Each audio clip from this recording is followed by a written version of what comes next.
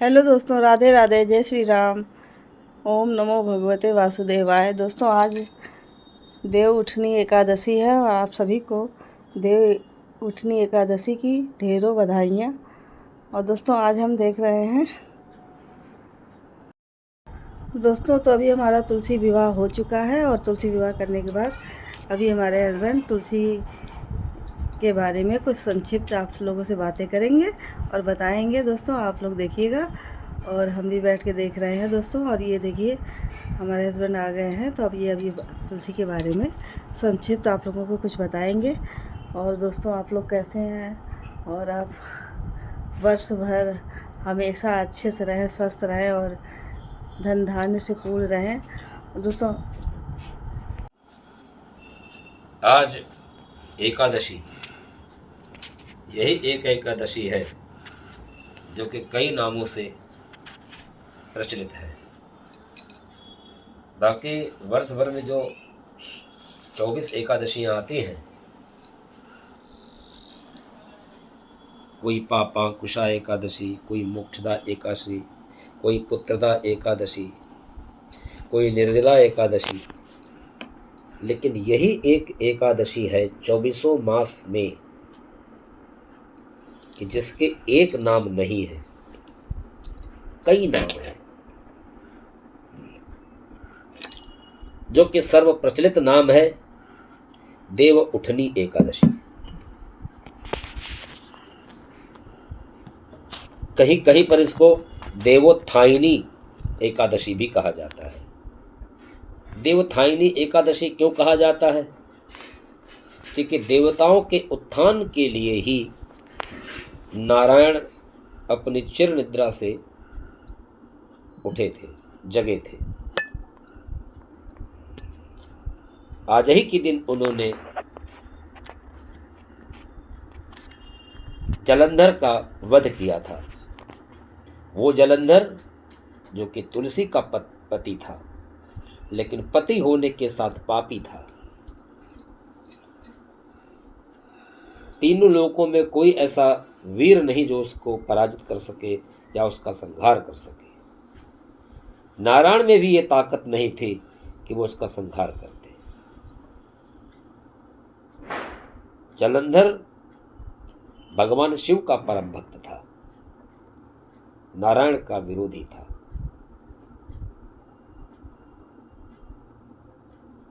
वो जलंधर जो कि अपने अत्याचार से तीनों लोकों को पराजित कर रखा था, तीनों लोकों में हाहाकार मचा रखा था। वजह क्या थी? उसकी पत्नी का सतीत्व जब तक सुरक्षित रहेगा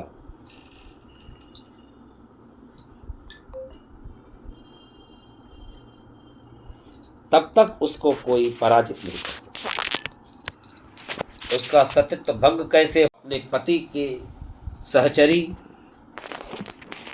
तो नारायण को जालंधर का रूप धारण करके तुलसी का सतीत्व भंग करना पड़ा। क्योंकि जलंधर के गले में नारायणी कवच था। वो नारायणी कवच उसके पत्नी तुलसी वृंदा को द्वारा दिया गया। उस कवच को धारण करके वो युद्ध करता था।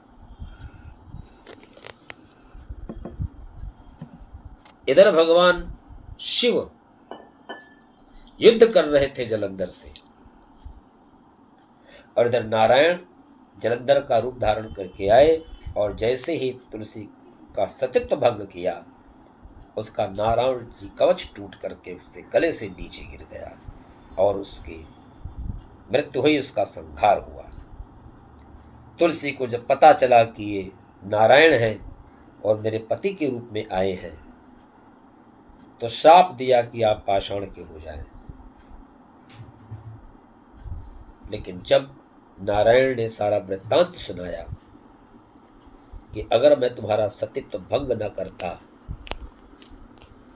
तुम्हारा पति इतना अत्याचारी, पापी, दुराचारी, अनाचारी, दुष्प्रवृत्ति वाला था, उसका संहार नहीं होता।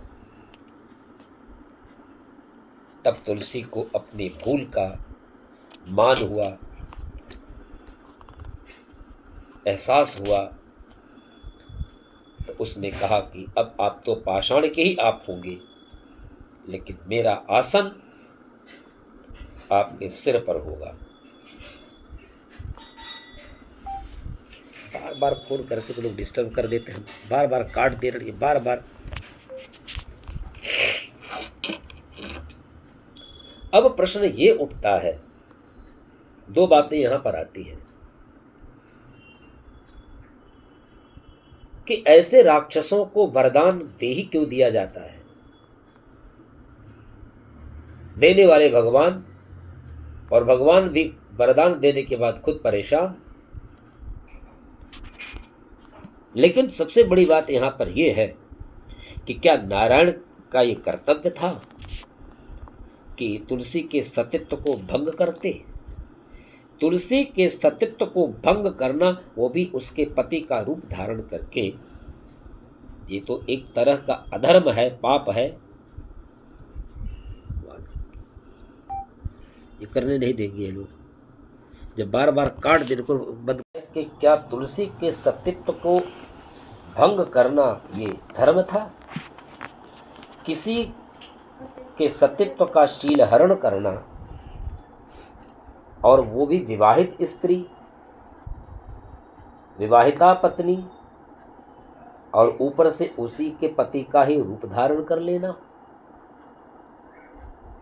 तो धर्म की दृष्टि में तो ये घोर अधर्म और पाप है। लोग पूछते हैं कि नारायण को क्या ऐसा करना चाहिए था, किसी स्त्री के सतीत्व को भंग करना? तो अब बात यहाँ पे उठती है, तो इसका उत्तर है क्या? इसका उत्तर यही है कि अधर्मियों को अधर्म के रास्ते से ही मारा जा सकता है। जलंधर है अधर्म का प्रतीक, और उसने गले में डाल रखी है धर्म की माला, और धर्म की माला पहनकर अधर्म करने वाले व्यक्ति का संहार अधर्म के रास्ते पर ही चलकर किया जा सकता है। लोग पूछते हैं कि तुलसी के सतीत्व को भंग विष्णु ने किया, ऐसा नहीं करना चाहिए था। लेकिन क्या कभी इन्हें पूछा कि जलंधर ने धर्म की माला पहन रखी है, और धर्म की माला पहन करके अधर्म करने वाला व्यक्ति घोर अधर्मी और पापी होता है। और आज के युग में भी ऐसा ही हो रहा है। चोला तो पहन रखा है धर्म का, और कर रहे हैं पाप। धर्म की आड़ पर, धर्म को सहारा बनाकर, धर्म की आड़ में अधर्म हो रहा है। धर्म का हमने बना लिया है धंधा। फिर ऐसे अधर्मियों को अधर्म के रास्ते पर ही चल करके उनको या तो सीख दी जा सकती है, या उनका संहार किया जा सकता है। ये देव उठनी एकादशी, देवोत्थायनी एकादशी, कहीं कहीं पर उठावनी एकादशी भी कहा जाता है, कहीं पर डिठवन एकादशी भी कहा जाता है। डिठवन एकादशी क्यों कहते हैं? कि डिठवन माने डीठ, डीठ माने होती है गांठ। गांठ का संबंध गन्ने से, ईख से। यही एक ऐसा वृक्ष है जिसमें कि गांठ जहां होती है वहां रस नहीं होता, और बिना गांठ के रस नहीं होता। दोनों बातें हैं। जहां गांठ होती है वहां रस नहीं होता, और बिना गांठ के रस नहीं होता। क्यों? विवाह में गठबंधन होता है, तो गठबंधन क्यों किया जाता है? आपस में प्रेम रस प्रकट करने के लिए। और ये देवोत्थायनी एकादशी इसी बात का प्रतीक है कि विपरीत से विपरीत परिस्थितियों में भी हम प्रेम की भावना और कल्याण की भावना विकसित कर सकते हैं, एक दूसरे के हृदय में उत्पन्न कर सकते हैं। ये देवोत्थायनी एकादशी प्रेम और आस्था का प्रतीक है। देवताओं के उद्धार के लिए, धर्म के उत्थान के लिए और अधर्म के पतन के लिए ये देवोत्थानी एकादशी मनाई जाती है। जय श्री राधे कृष्णा।